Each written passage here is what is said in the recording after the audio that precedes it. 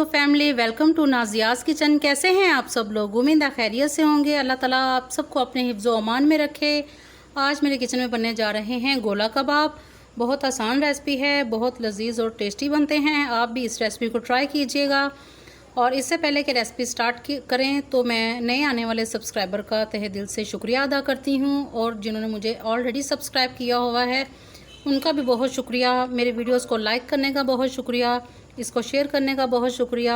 तो चलिए स्टार्ट करते हैं कि हमने इसको कैसे बनाया। बिस्मिल्लाहिर्रहमानिर्रहीम।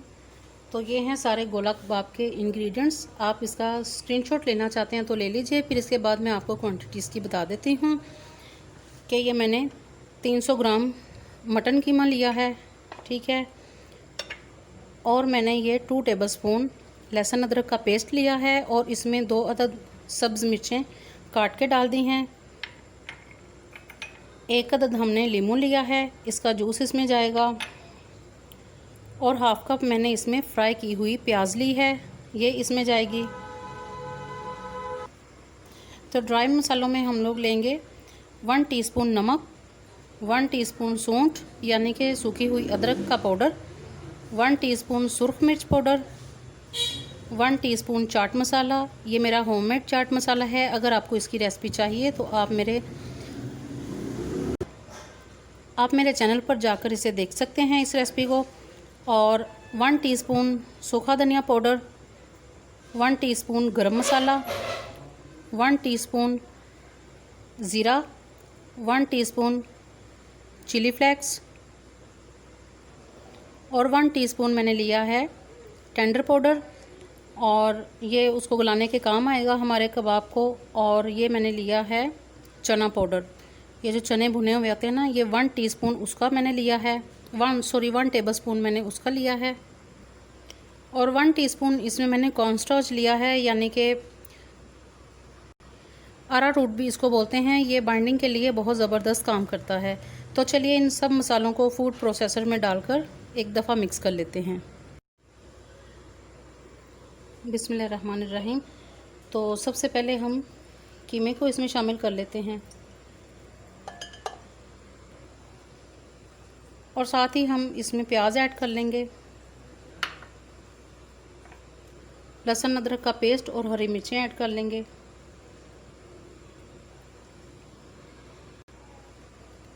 ये 1 अदद लीमू का रस भी इसमें शामिल कर देते हैं, और साथ ही हम पाउडर वाले सारे मसाले इसमें शामिल कर देते हैं।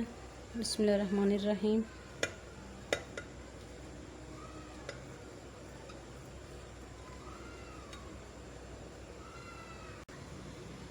तो ये देखिए कीमा मैंने इसमें करके किसी बाउल में डाल लिया है, और उसमें गोला कबाब बनाने के लिए थोड़ी सी जगह हम बना लेंगे सेंटर में से, ठीक है। ये इस तरीके से कोयला मैंने देखने के लिए पहले ही रख दिया हुआ था चूल्हे पे। और अब ये देखें, कुछ लोग कहते हैं कि फ़ॉइल पेपर की हमें कटोरियाँ नहीं मिल सकती या मिलती हमें, तो उनके लिए ये है, फ़ॉइल पेपर आप घर में लें, कोई भी बोतल ले लें या कोई इस तरीके की कोई चीज़ ले लें। तो ये देखिए, इसको दबाकर आप इस तरीके से इसको बना लीजिए। ये देखिए, बाद में ये निकाल लिया, ये बन गई आपकी कटोरी। तो चलिए इसको अब इसमें रखते हैं। तो चलिए ये मैंने इस पर ऑयल डाला है, और थोड़ी देर के लिए इसको ढक लेंगे, तकरीबन 30 सेकंड के लिए, या आप चाहते हैं तो 1 मिनट के लिए भी इसको ढक सकते हैं। फिर उसके बाद हम इसके कबाब बनाते हैं। तो चलिए, आज मैं स्टिक का यूज़ नहीं कर रही। मैंने पहले जो कबाब बना चुके हैं अपनी वीडियो में, उसमें मैंने आपको सीख का भी बता दिया था तरीका, और सीख अवेलेबल ना हो उसका भी बता दिया था। तो आज मैं थर्ड मेथड आपको बताऊँगी कि ये आप स्ट्रॉ भी ले सकते हैं, जिनके पास स्टिक अवेलेबल ना हो।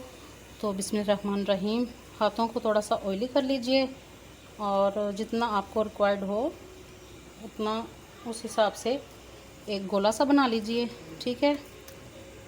और गोले में से इस तरीके से पाइप गुजार लीजिए।